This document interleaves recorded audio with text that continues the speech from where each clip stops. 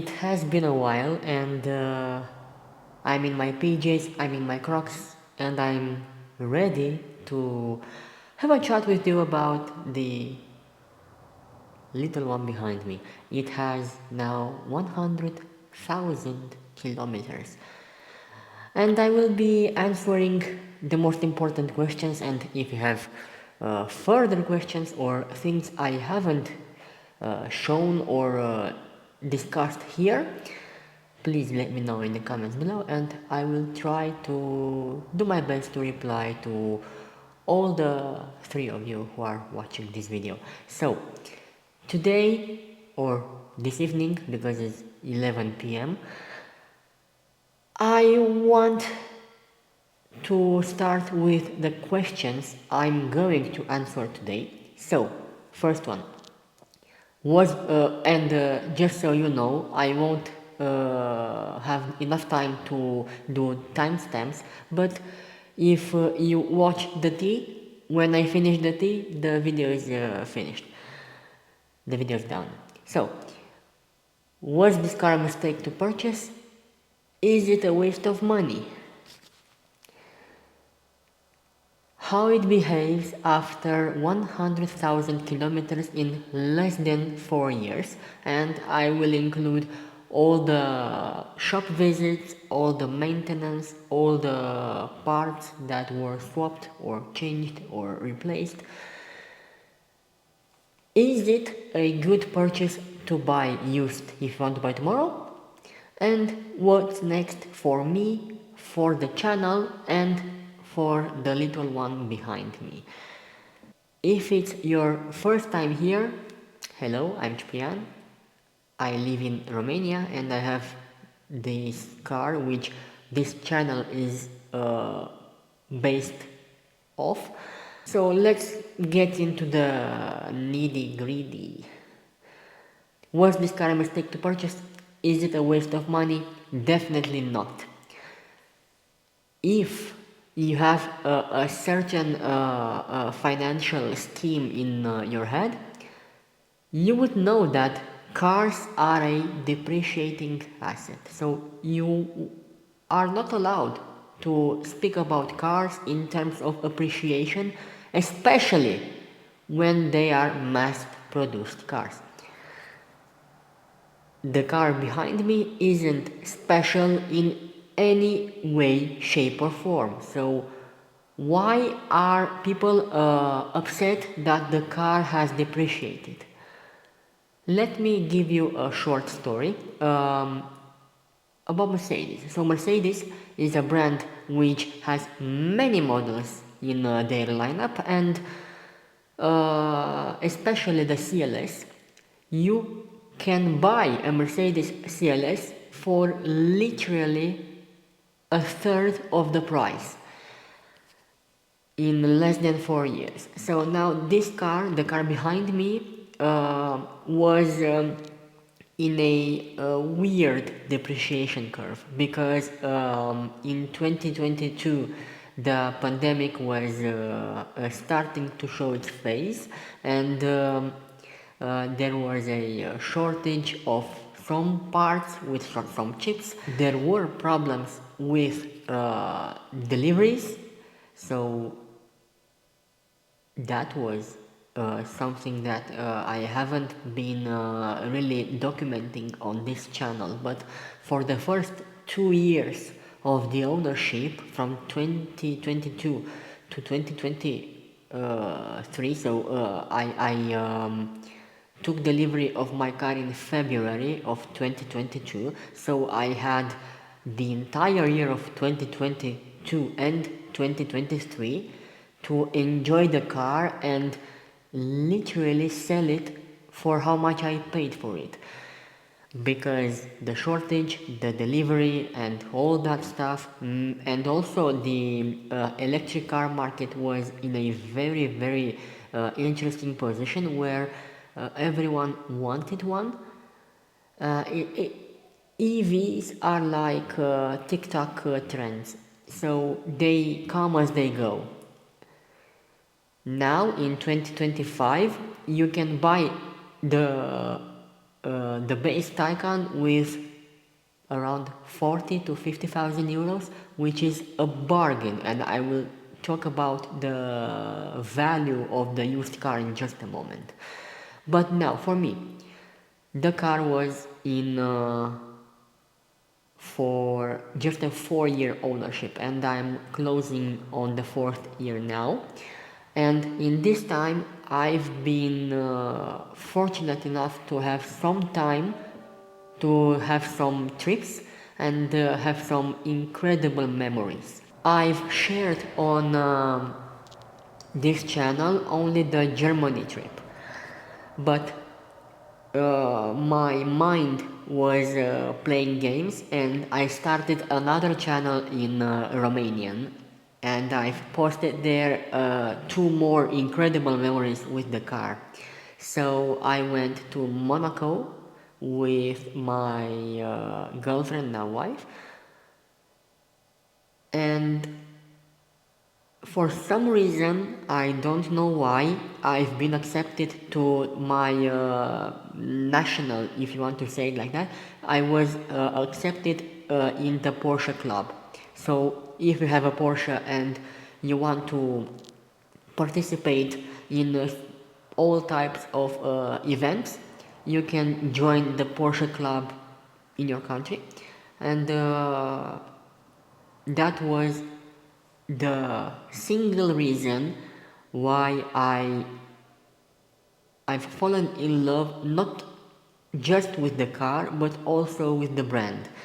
Porsche, I know that many of you think of Porsches and think only on 911s and 718s, and that's true. When I joined the Porsche club, there were a few Taycans, a few 718s, and a pile of 911s. But that wasn't the case, because the team there that was already in the Porsche team and I was new, they not only did not judge that the car is electric, but they embraced that. So it all depends on where do you sit yourself, because if you sit yourself at a table with petrol heads, they will only talk about gas and cylinders and injectors and spark plugs. But if you sit at the right table, you can get appreciated for the car that you have. Of course, electric car market is very fluctuating right now, but that isn't the main topic of discussion today. The more important topic of today is how it behaved after 100,000 kilometers in less than 4 years. You know that the 50,000 kilometers update, I've especially noted there the service maintenance, but I haven't got enough time to visit that video again, and I will try to compensate here with explaining every single shop entry and every single service maintenance done, so that you can understand what this car has been through. Basically, the car had all the major issues up until 45,000 kilometers. After that, hope I don't jinx it, the car was absolutely flawless. And by saying that, I hope I don't jinx it, the car was perfect. And now, there were some yellow messages, some red messages, and some failed parts. I will start with the failed parts. So the heater, of course, every Taycan needs to have the heater replaced because it was a manufacturing fault. It has a resistance and the material wasn't properly spec'd. And The second part that was replaced was the 22 kilowatt onboard charger, because this car has the optional feature of the 22 kilowatt charger, which the Taycan facelift does not. Why? It was impossible to make this better as it is now, so they decided to ditch the option altogether, and now they offer only 11 kilowatt charger on the facelifted Taycan. Um, Even though it has the manual charge port, the left one failed on me, and it was very interesting because it failed on the left side, which in my country it has the AC plug. Now, it failed me around 200 kilometers away from home, and I was lucky enough to arrive with a few percentage left. Called the dealership, and they took the car, replaced the charging port. So not only the the gesture flap was faulty, but also the manual one is faulty as well. Not something to be concerned about because it is a warranty claim and it was basically free for me. And I think that was it in terms of swapped parts. Now for the error messages. If you visit the Taycan forum, or even the Taycan Facebook page, you can see there that if an error message with a white or a red color, it means that there are major problems with the hardware. Luckily for me, it was just software, so it had around 3 or 4 error messages, which on 2 times I sent the car to the dealership because it wasn't drivable, but when it arrived there, it was just a thing of a software update and everything was alright. I don't know what happened, but I saw a number of Taycan owners who had battery cells issues, who had I don't know, onboard chargers and all that stuff. Luckily for me, the car is alright. Let me check my messages. But all around, the car had a 9 out of 10 in terms of reliability. Of course, every 30,000 kilometers I sent the car to have that inspection that it is required for you to keep the warranty.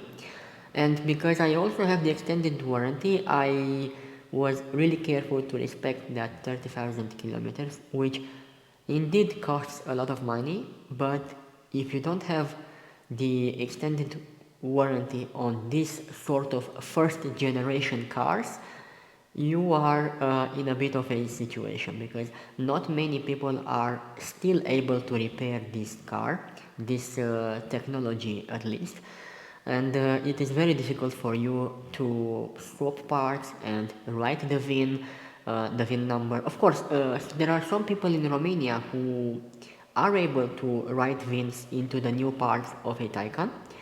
So that is nothing new. I'm sure that in every single country there are some specialists who are able to repair cars, but at a cost.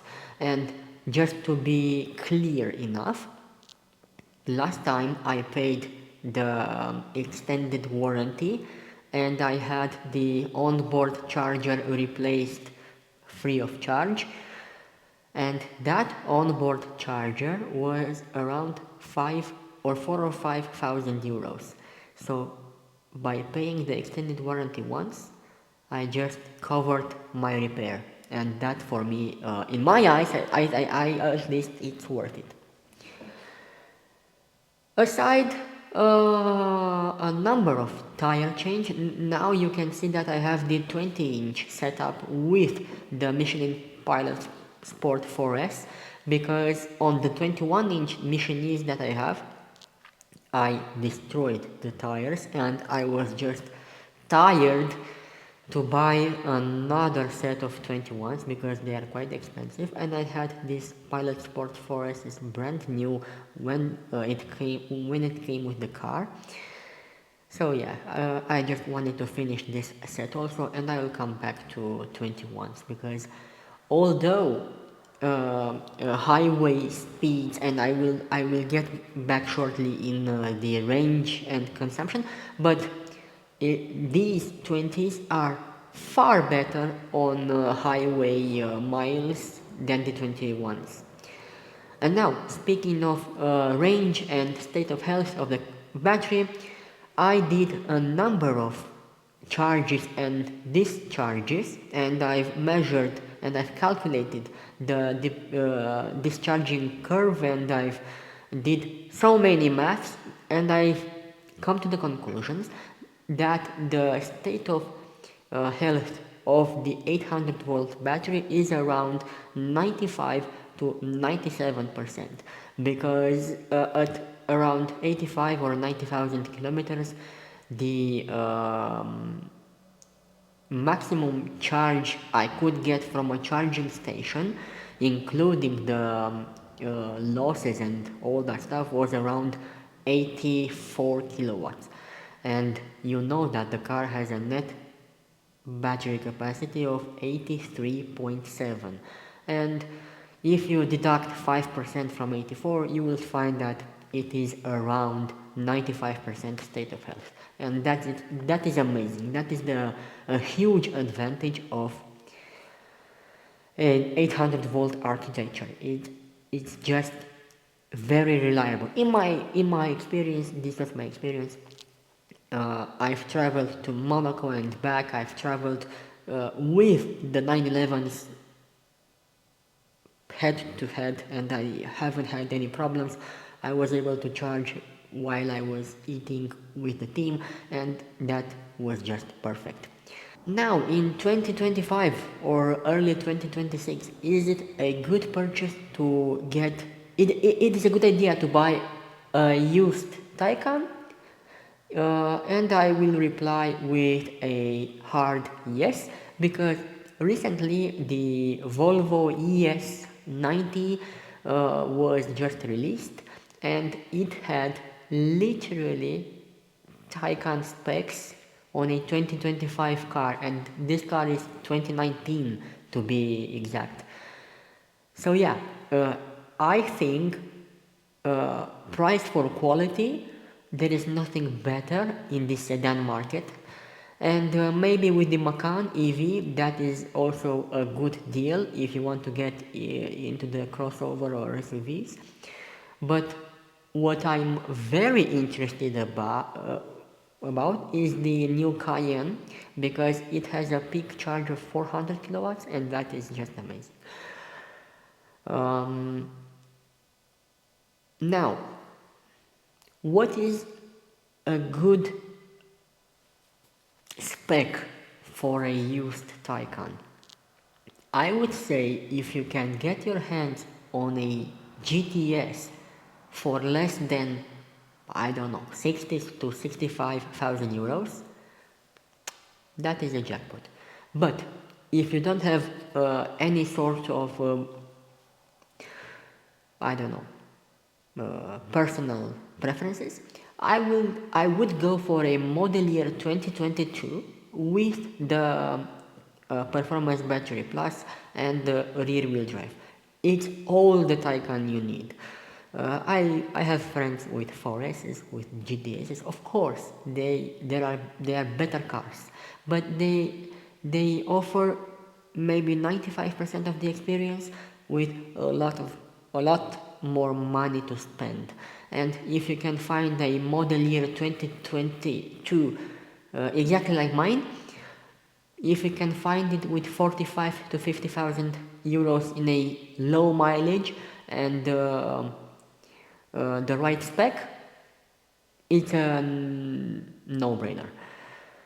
Now, it comes the natural question.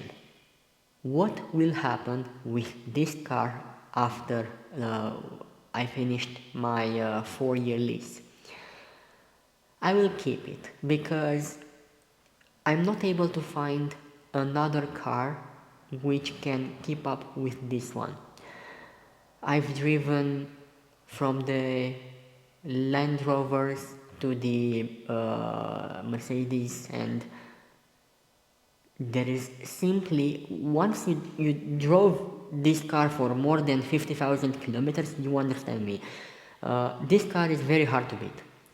Okay, it doesn't have the biggest range. Now the range, sorry for not mentioning that, the range is about 400 kilometers on a 130, 140 kilometers an hour on a highway. So that is amazing performance for a car of this many kilometers. I've asked multiple Porsche specialists, and all of them told me that there is no maintenance on the engine. But I'm still pessimistic about that, because it's that electric engine. Of course it has the rotor and the stator and all that stuff, but it has a gearbox, and that gearbox needs oil.